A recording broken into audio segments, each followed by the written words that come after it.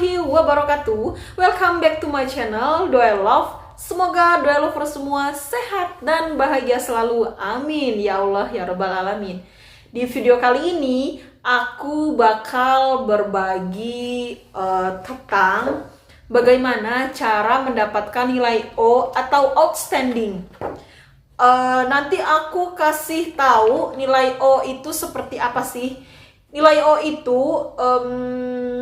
outstanding, yaitu mulai dari nilai 7,50 sampai dengan 100. Jadi kalau di luar negeri itu kita punya nilai O. Kalau di Indonesia itu maksimal nilai A+.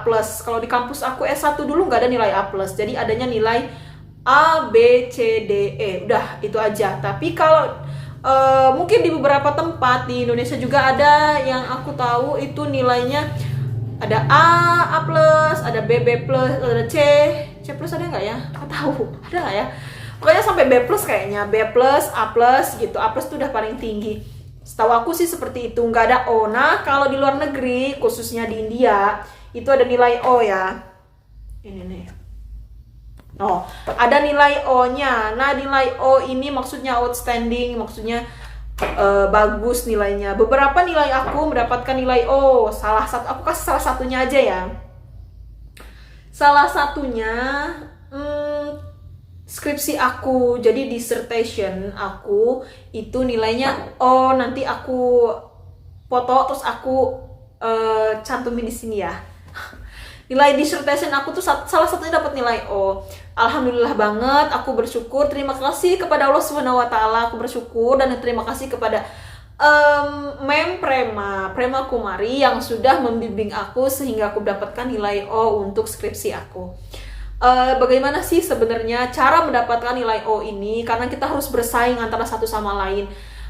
Dalam mendapatkan beasiswa pasti kita punya undertaken ya namanya ya, lupa saya.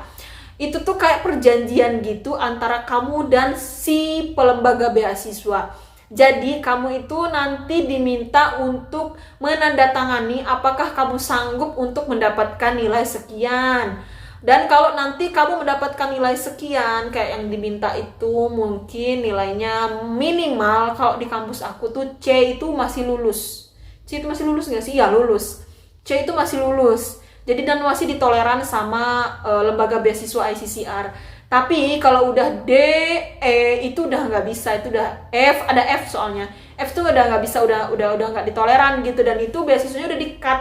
Jadi sistemnya di beberapa lembaga beasiswa itu sistemnya cut. Kalau misalkan kamu mendapatkan nilai yang tidak sesuai dengan apa yang mereka harapkan, ya di-cut beasiswanya. Berarti kamu sebenarnya bukan worthy yang tepat gitu untuk mendapatkan beasiswa itu. Makanya di-cut sama mereka. Nah, di sini aku berbagi tipsnya bagaimana cara mendapatkan nilai O untuk khususnya dissertation ya.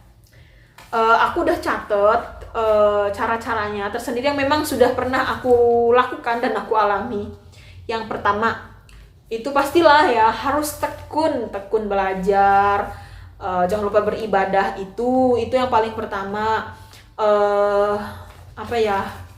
Searching sebanyak mungkin, belajar sebanyak mungkin gitu. Apa yang dikatakan dosen di depan itu dicatat, jangan malah ribut di belakang gitu.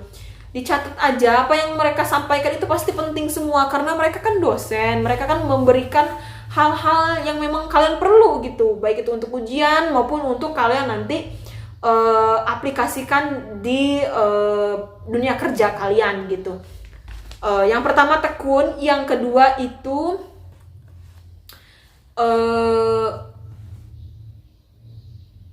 apa di sini? Ikutin apa kata dosen, ikutin apa maunya dosen. Waktu itu saya kira saya akan dapat nilai O di mata kuliah ESP, English for Specific Purpose, tapi aku cuma dapat nilai A+ di sini karena aku nggak menjalankan hal yang diinginkan oleh dosen aku gitu. Karena menurut aku apa yang sudah aku kerjakan itu sudah yang terbaik gitu, menurut aku kan. Sampai berlembar-lembar dan aku sebenarnya nggak tidur sebenarnya pada saat itu. Untuk pas ujian akhir itu, pas mengumpulkan tugas akhir itu aku nggak tidur sebenarnya.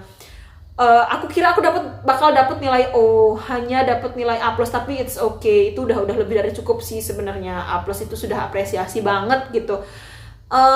Karena aku nggak ngikutin apa mau dosen, dan format aku tuh menurut format aku sendiri, nggak menurutin formatnya dosen. Jadilah aku tuh kayak apa ya, mungkin salah format kali ya menurutnya, mungkin ya, makanya aku kasihnya nilai A+ gitu. Jadi tips yang kedua yaitu ikutin apa kata dosen, ikutin apa maunya dosen gitu ya. Tips yang ketiga yaitu aktif di kelas. Jadi kalau misalkan dosen sedang menjelaskan sesuatu, terus nanti di akhir kan dia bakal bertanya, apakah ada yang bertanya, tanya aja apapun itu, kayak maaf, aku tadi nggak seberapa dengar, aku tadi nggak seberapa jelas, atau aku tadi nggak seberapa mengerti tentang hal ini gitu, atau tentang misalkan I don't understand about what is intervention, what is quantitative study gitu, misalkan mau seperti itu yang kalian tanyain, it's okay supaya diulang lagi, kan itu sudah menunjukkan bahwa kalian itu aktif di kelas dan kalian itu mendengarkan apa yang disampaikan oleh dosen. Kalian itu kayak oh jadi dengerin lo apa yang saya bicarakan, apa yang saya sampaikan.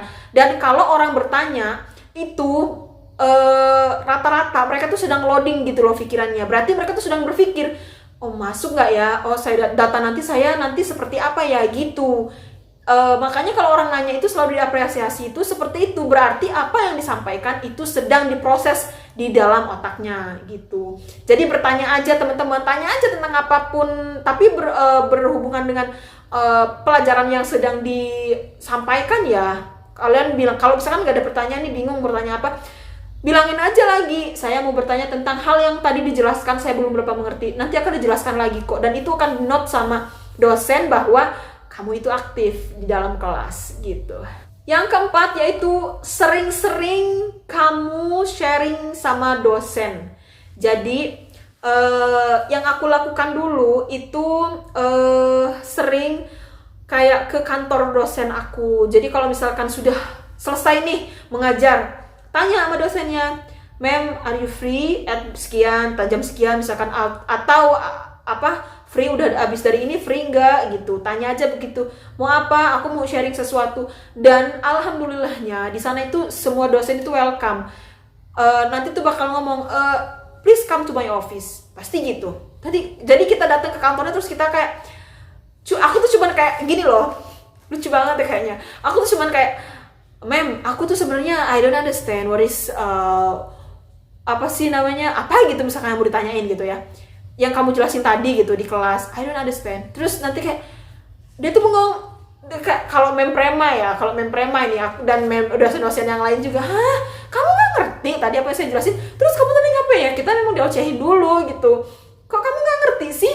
Gini-gini." Aku bukan nggak ngerti, mem, cuman I don't really understand. Jadi kita tuh nggak sangat amat mengerti. Aku tuh ngerti, tapi nggak mendalam, men, gitu bilangnya. Jadi nanti kan udah ngoceh dia kan, ngoceh dulu memang, habis itu dijelasin gitu. Jadi itu tuh cara kalian untuk mengambil peluang sharing dengan dosen. Nanti dari situ ada ilmu-ilmu yang kalian dapatkan yang belum tentu kalian dapatkan di dalam kelas, dan belum tentu teman-teman lain yang nggak sharing di kantor itu mendapatkan apa yang kalian dapatkan di kantor itu. Jadi benefitnya banyak banget kalau kalian itu sharing sama dosen di kantornya, dan itu tuh lebih leluasa. Nanti kalian dikasih chai, kalau di India ya dikasih chai, dikasih samosa, terus kayak diorderin apa gitu. Biasanya sih gitu sih aku kalau misalkan sampai jam 11-an gitu di kantor dosen gitu, ngobrolnya malah kesana kemari tentang hubungan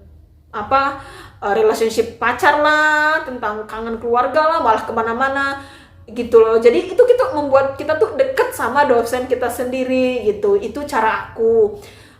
Terus juga sering-sering ikut event-event yang memang diadain sama dosen. Contoh kayak dosen kalian itu profesor kan, mungkin dia mengadakan seminar di hari apa di kampus itu, ikutin seminarnya. Terus itu bertanya nanti ketika sudah menyampaikan materi, apapun itu materinya, bertanya, kita mencoba untuk bertanya gitu, bahwa kita tuh benar memperhatikan apa yang disampaikan dan benar kita sedang meloading informasi yang sedang disampaikan dan kita bertanya itu salah satu apresiasi juga gitu, seperti saya bilang tadi gitu ya teman-teman ya, cara mendapatkan nilai O. Jadi nggak harus semuanya itu dengan belajar terus oke, nggak apa-apa, tapi kita juga ada kayak pendekatan secara emosional gitu, supaya menurut aku pendekatan secara emosional itu nanti kita tuh punya ilmu tersendiri gitu loh, punya kayak beda gitu yang kita dapetin di office-nya dosen itu sama di kelas. Jadi coba bandingin aja sama teman-teman, pelajaran yang didapat di office-nya dosen sama pelajaran yang didapat di kelas itu sangat amat beda. Karena kalau di office-nya dosen kita tuh bisa bertanya semau kita, mau seluas apa, kita mau ketawa, cakak-cekik juga sama dosen, it's okay, karena itu tuh kayak lebih santai gitu loh, nggak ada yang melihat gitu ya teman-teman. Menurut aku seperti itu sepengalaman aku untuk dapetin nilai O, dan alhamdulillah karena project aku juga bagus. Waktu itu aku meneliti orang Myanmar yang memang anak ITP, kayak pegawai mereka tuh kayaknya pegawai negeri di Myanmar, pegawai staf kedutaan gitu. Terus kayak ambil short course gitu di kampus aku EFL University selama 6 bulan, kalau nggak salah 6 bulan apa 3 bulan gitu ya. Terus aku ngambil sampel mereka 10 orang selama 1 bulan, dan itu berhasil, dan dosen aku suka dengan hasil penelitian aku gitu. Dan jangan lupa untuk usaha terus, kayak tunjukin bahwa kalian itu memang bekerja keras gitu untuk mendapatkan nilai tersebut gitu. Tunjukin usaha-usaha kalian yang sudah kalian kerjakan gitu. Nanti dosen itu akan mengapresiasi usaha tersendiri. Karena sepengalaman aku juga, kalau misalkan di tempat aku di EFL University itu lebih ke mengapresiasi usaha daripada kalian itu memang cerdas banget nggak apa-apa, tapi juga harus ada usaha. Tapi kalau cerdas banget nggak ada usaha juga kan kayak gimana gitu ya. Pokoknya harus ada usaha dulu, tunjukin usaha kalian itu sama dosen, sering-sering sharing sama dosen, ini data yang saya dapatkan, ini segini, ini begini, sharing, nanti dikasih masukan, kerjain apa yang diinginkan sama dosen gitu, biar dapat nilai gitu ya teman-teman. Oke, itu aja yang bisa saya sharing, semoga bermanfaat.